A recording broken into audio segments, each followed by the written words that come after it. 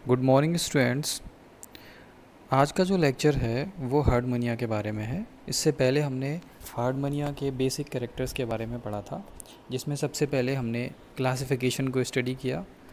Classification के बाद उसके बेसिक फीचर्स, उसे सी स्कर्ट क्यों कहा जाता है, उसमें उसकी हैबिट्स क्या हैं, हैबिटेट क्या है, कैसे फीडिंग करता है वो, रहता कहाँ पे है, लोकोमोशन कैसा होता है, उसके जनरल फीचर्स के बारे में हमने स्टडी किया था।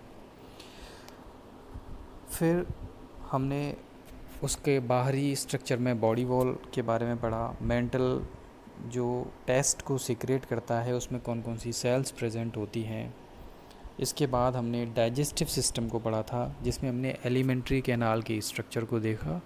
दो जो सैक्स होते हैं इसमें, atrial siphon and brachial siphon, उन दोनों के बीच में भोजन को कैसे फ़िल्टर किया जाएगा तथा वहाँ से सेलेक्टिव फीडिंग के द्वारा भोजन को कैसे डाइजेस्टिव सिस्टम में ले जाया जाएगा, इस बेसिस पे हमने इसको स्टडी किया था।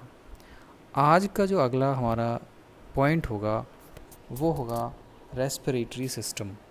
हार्डमोनिया में रेस्पिरेटरी सिस्टम, जैसा कि हम जानते हैं कि जो हार्डमोनिया होता है वो बहुत ही विकसित और बहुत ही सक्रिय जंतु नहीं है। वो समुद्र की तली में एक फिक्स सरफेस पे चिपक के बैठा रहता है। वहीं से वाटर करंट के साथ आने वाले भोज्य पदार्थों को वो ग्रहण करता है और पाचन करके उन्हें अवशोषित करता है। इसीलिए उसमें शारीरिक सक्रियता अधिक नहीं होने के कारण रेस्पिरेटरी सिस्टम विशेष प्रकार के श्वसन अंगों का अभाव होता है। अगर हम श्वसन की बात करें तो हार्डमोनिया के ब्रैकियल कोष जो होता है उसकी संपूर्ण सतह एवं आंतरिक सतह पर कुछ विशेष प्रकार के फोल्ड पाए जाते हैं जो रेस्पिरेटरी सतह की तरह कार्य करते हैं। यहाँ में जो रुधिर होगा, इस इन फोल्ड के अंदर रुधिर वाहिनियाँ स्थित होंगी। वहीं से पानी में से ऑक्सीजन को अवशोषित कर लिया जाता है और रुधिर में स्थित कार्बन डाइऑक्साइड को मुक्त कर दिया जाता है। इस तरह ब्रैकियल कोष के रेस्पिरेटरी जो फोल्ड होते हैं वो श्वसन अंगों की तरह कार्य करते हैं। यहीं से ऑक्सीजन का आदान प्रदान होता है। ग्रसनी की दीवारें जो होती हैं, फेरिंग्स जो होती है, वो भी अत्यधिक वेस्कुलर होती है। वहाँ पे छोटी छोटी कैपिलरीज़ के द्वारा रुधिर की सप्लाई की जाती है। इस तरह हम देख सकते हैं कि इसमें विशेष प्रकार के श्वसन अंगों का अभाव होता है। ब्रैकियल कोष, फेरिंग्स और एट्रियल कोष जो होता है उसमें विशेष प्रकार के कुछ अंग पाए जाते हैं जिनके द्वारा ये श्वसन की क्रिया करता है। अगर हम एट्रियल कोष में देखें तो एट्रियल कोष में भी वहाँ पर ट्रेबिकुली स्थित होती हैं, वो भी वेस्कुलर होती हैं और एक तरह से हम कह सकते हैं कि वहाँ पे वो एक्सेसरी रेस्पिरेटरी ऑर्गन्स की तरह वो काम करते हैं, सहायक श्वसन अंगों की तरह काम कर सकते हैं। जैसा कि यहाँ पे लिखा हुआ है, मैं आपको एक्सप्लेन कर देता हूँ। ब्रैकियल सैक और pharynx is perforated by numerous gill slits और स्टिग्मेटा। फेरिंग्स में छोटे छोटे गिल स्लिट्स और स्टिग्मेटा प्रेजेंट होंगे। वहीं पे exchange of gases take place through the vascular trabeculae. ये कहाँ पे पाई जाएंगी? एट्रियल सैक में विस्तृत होंगी। Test act as an accessory respiratory system, और सहायक श्वसन अंग की तरह जो उसके ऊपर जो टेस्ट पाया जाता है वो सहायक श्वसन अंग की तरह यहाँ पे काम करेगा। अगली स्लाइड पे हम चलते हैं। ये ब्लड सप्लाई बताई गई है। फेरिंजियल जो बॉल होगी, जो ग्रसनी की जो भित्ति होती है, उसके अंदर जो वेस्कुलर जो ब्लड वेसल्स किस तरह से स्थित होती हैं, वो किस तरह से ब्लड की सप्लाई वहाँ पे करती हैं, ये सारी चीज़ें इसमें बताई गई हैं। हम यहाँ पे आसानी से ये बात देख सकते हैं। ये देखो लॉन्जिट्यूडिनल वेसल्स, ये दोनों ऊपर और नीचे आपको दिया हुआ है, और इन दोनों के बीच में गिल स्लिट्स के बीच में ट्रांसवर्स वेसल्स प्रेजेंट हैं और बीच में ये स्टिग्मेटा है जहाँ से वाटर एंटर करेगा। तो वाटर में जो ऑक्सीजन होगी इन वेसल्स के कांटेक्ट में आएगी, जहाँ से इसको एब्जॉर्व कर लिया जाएगा, और वेसल्स के अंदर जो कार्बन डाइऑक्साइड होगी उसे पुनः मुक्त कर दिया जाएगा। इस तरह हम कह सकते हैं कि जो CO2 होगी वो तो बाहर निकल जाएगी और जो ऑक्सीजन होगी वो अंदर आ जाएगी। बहुत ही साधारण तरीके से इसमें श्वसन की प्रक्रिया दर्शाई जाती है। अगला आते हैं हम ब्लड वेसल्स। इससे पहले हम ब्लड वेस्कुलर सिस्टम पढ़ेंगे। ब्लड वेस्कुलर सिस्टम हमने श्वसन तंत्र के बारे में पढ़ा।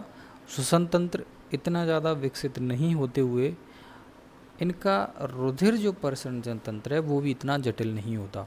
इनका हृदय बहुत ही साधारण प्रकार का होता है तथा एक लंबी पतली नलिका के आकार का होता है जो संकुचनशील नलिका की तरह कार्य करता है, और ये एक आवरण में बंद होता है जिसे हम पेरिकार्डियम कहते हैं। जो हृदय होता है वो संपूर्ण लंबाई में एक पतले संयोजन द्वारा पेरिकार्डियम से जुड़ा रहता है। हृदय की हम बात करें तो हृदय संकुचनशील होगा जिसमें संकुचन के द्वारा रुधिर को आगे की ओर पंप किया जाएगा, जैसा मैं यहाँ पे आप स्लाइड में देख सकते हैं। It encloses heart lies enclosed a tube called the pericardium. It embedded in a mantle on right side of the body below the right gonad. gonad के नीचे जो इनके जननांग होते हैं उनके नीचे स्थित होता है। Pericardium is filled with pericardial fluid. हृदय के चारों ओर जो आवरण पाया जाएगा, हृदय आवरण होगा, उसमें एक फ्लूइड भरा रहेगा जिसमें हृदय स्थित होता है जो उसे बाह्य आघातों से रक्षा करता है। हार्ट इज कॉन्ट्रैक्टाइल मतलब संकुचनशील होता है। हैज़ नो वॉल्व और इसमें किसी तरह के वॉल्व नहीं पाए जाते। पियर shape body influences the flow of blood into and out of the heart. और इसकी जो पियर शेप बॉडी होती है वो हृदय के अंदर रक्त के प्रवाह को नियंत्रित करती है। इस तरह हृदय की जो संरचना होती है वो नलिकाकार संकुचनशील होती है, बहुत ही सरल प्रकार का। किसी भी तरह के कोई भी वाल्व इसमें नहीं पाए जाते तथा हृदयावरणी गुहा में एक तरल भरा रहता है जिसे कहते हैं हम पेरिकार्डियल फ्लूइड। आगे बात करें हम ब्लड वेसल्स की, तो रुधिर परिसंचरण तंत्र के दो प्रमुख भाग होते हैं। पहला तो हृदय जो रुधिर को पंप करेगा, शरीर के विभिन्न भागों के लिए वितरित करेगा, और रुधिर जिन वाहिकाओं से शरीर में प्रवेश करेगा उन्हें कहेंगे हम ब्लड वेसल्स।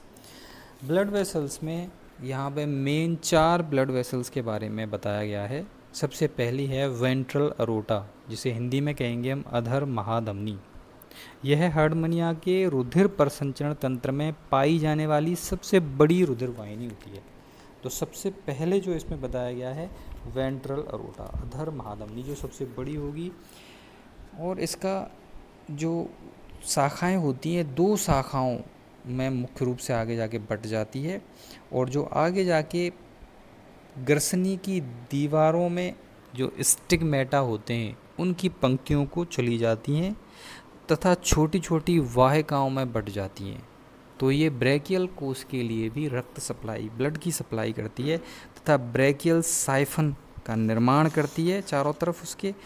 ये परिग्रसनी पट्टिका ब्रैंकियल स्पर्शकों के लिए भी रुधिर का संचरण या वितरण करती है वेंट्रल अरोटा।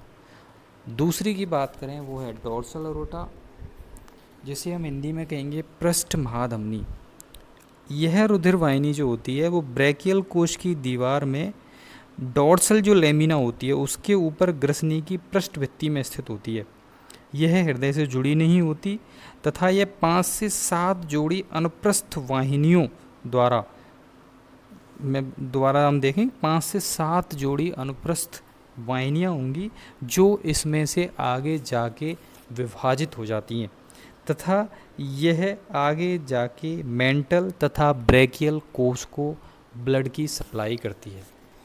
तीसरे नंबर पर हम देखते हैं ब्रैकियो विसरल वेसल्स। नाम से पता चल रहा है ब्रैकियल रीजन से निकलेगी और विसरल ऑर्गन्स के लिए ब्लड की सप्लाई करेगी। यह पृष्ठ महाधमनी के पश्च सिरे से एक छोटी रक्तवाहिनी है तथा यह आगे जाके 2 भागों में वितरित हो जाती है तथा ये ग्रसनी के बाईं ओर आमाशय, आंत्र, मलाशय, जनद अंग जो होते हैं, यकृत होता है, विसरल जो ऑर्गन होते हैं उनको ये ब्लड की सप्लाई करती है। और नंबर 4 पे हम देखते हैं cardio visceral vessels. Cardio visceral vessels नाम से पता चला है कार्डियो मीन्स हृदय और विसरल मीन्स हमारे आंतरांग। तो यह हृदय के पृष्ठभाग से निकलेगी तथा विभिन्न शाखाओं में बंटकर यह विसरल ऑर्गन को रक्त प्रवाहित करेगी। इस तरह से हम हार्डमनिया के ब्लड वेस्कुलर सिस्टम को दो भागों में बांट सकते हैं। पहला तो होगा हार्ट, कहेंगे हम, मेन हमने जो पढ़ लिया हार्ट, और दूसरी होती है ब्लड वेसल्स। तो दो भागों को हम स्टडी किया यहाँ पे। इन दो भागों से मिलके ही ब्लड वेस्कुलर सिस्टम यहाँ पे हार्डमनिया का बना होता है। और ब्लड वेसल्स में ये चार होती हैं, 1, 2, 3 and 4। Ventral aorta, dorsal aorta, branchiovisceral vessels and cardiovisceral vessels.